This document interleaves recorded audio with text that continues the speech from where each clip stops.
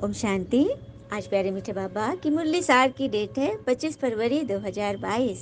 तो बाबा ने कहा, मीठे बच्चे, कदम कदम पर भगवान की श्रीमत पर चलना है। बाबा की शिक्षाओं को धारण करना, यही अपने ऊपर कृपा है। हम ईश्वर के आगे क्या बोलते हैं? हे भगवान, कृपा करो, रक्षा करो, रहम करो। लेकिन भगवान तो कह रहे हैं आकर के टीचर बन के कि अपने ऊपर आप ही कृपा करो। तो कैसे करेंगे? इस इंद्र सभा में बैठकर भगवान के ज्ञान को बढ़िया से सुनेंगे, जीवन में उतारेंगे, धारण करेंगे, करेंगे और कराएंगे। यह लक्ष्य है ना? यह भगवान सिखा रहे हैं। अच्छा, भगवान क्यों बोल रहे कि अपने ऊपर आप ही कृपा करो? क्योंकि भगवान हमारे पिता हैं, कोई मालिक नहीं जो नौकर पे कृपा करेंगे। पिता बच्चों पर कृपा नहीं करता, बच्चे का हक है भाई। तो भगवान कह रहे हैं कि मैं आया हूं तुम सबको सब कुछ देने, तुम बस पढ़ाई पढ़ो और अपने आप को भर लो। है ना बड़ी बात। प्रश्न है कि आज जो काम और क्रोध से जो फंसे पड़े हैं, कैसे उनसे छूटेंगे? तो भगवान कह रहे हैं कि आज काम और क्रोध, चलिए काम को समझ लेते हैं, बादशाह है और क्रोध उसका वजीर।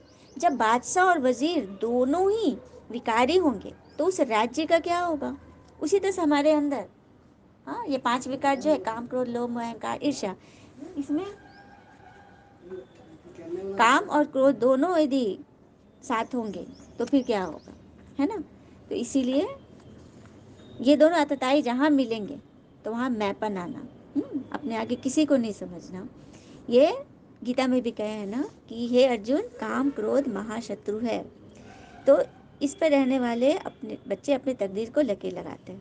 तभी तो भगवान कह रहे हैं ना, धारणा है दिल से साहब पर पूरा पूरा बलिहार जाना है, पूरा ट्रस्टी बन कदम कदम श्रीमत पर चलना है। बच्चा बनने पर उनके कार्य में विघन रूप नहीं बनना है, आज्ञाकारी वफादार बन रहा है। तो साहब किन पे राजी होते हैं? सच्चे दिल पे। तो सच्चा दिल है, कुछ बातें आई भी उसको स्वीकार करके आगे बढ़ जाओ। कदम कदम श्रीमत पे चलना है। भगवान का बच्चा बनो तो उनके नियम पर चलो, शिक्षाओं को पहले धारण करो। क्योंकि शिक्षा, पढ़ाई नहीं पढ़ेंगे तो फिर उसका स्वरूप कैसे बनेंगे? वरदान है, समय और वायुमंडल को परख कर स्वयं को परिवर्तन करने वाले ही सर्व के स्नेही बनते हैं।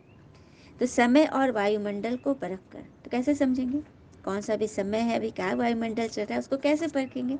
जैसे कि चलिए उदाहरण, दो आत्मा को उदाहरण सुनते हैं कि हिमा दास, हाँ, जो कहते हैं ना कि वो इतनी गरीब साधारण थी जिसके पास पहनने को जूते तक नहीं थे, लेकिन आज वो दुनिया की नामी ग्रामी एडिडास कंपनी के ब्रांड एम्बेसडर है।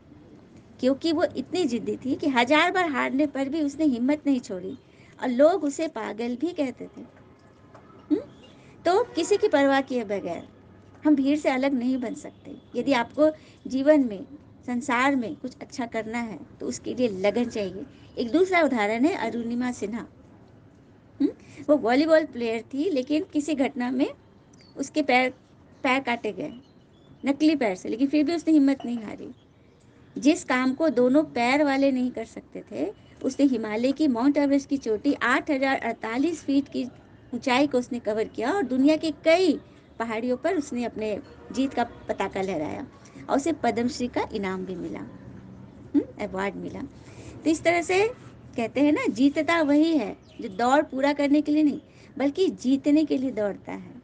तो ये है जब स्वयं को परख लेते हैं कि हमारे अंदर इतनी काबिलियत है, तो वही सर्व के स्नेही बनते हैं। और जहाँ मेरापन आया तो आत्मा में खाद पड़ना। स्लोगन, समस्याओं को मिटाने वाले बनो, समस्या स्वरूप नहीं।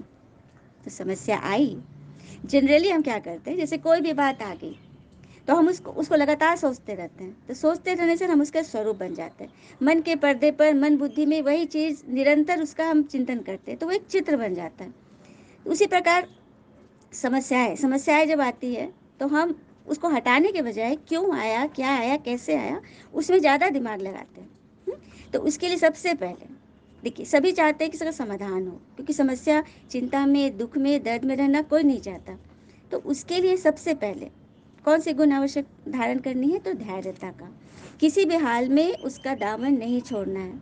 समस्या आई, अब उसको मिटाने के लिए हमें उस पर विचार करना है। नहीं तो जनरली क्या करते हैं ना, हम उसको रेजिस्ट करते हैं, उसी पर टिक जाते हैं। तो उससे क्या होता है, नेगेटिव पॉइंट्स बराबर चलती है, जिससे हम समस्या मिटाने के बजाय और ही उसमें उलझते चले जाते हैं। तो अब हमें समस्या को मिटाने वाला बनना है, समाधान स्वरूप बनना है। अच्छा, ओम शांति। शुक्र है मीठे बाबा, वो बाबा के प्यारे प्यारे बच्चे। All is well that ends well. ओम शांति।